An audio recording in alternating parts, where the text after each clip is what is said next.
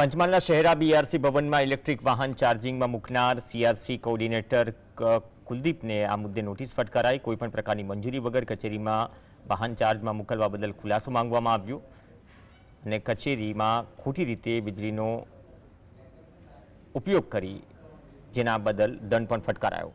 ભવનમાં સરકારી કચેરીમાં ખાનગી ઈ બાઇકનું ચાર્જિંગ કરતો વિડીયો પણ સોશિયલ મીડિયામાં વાયરલ થયો હતો।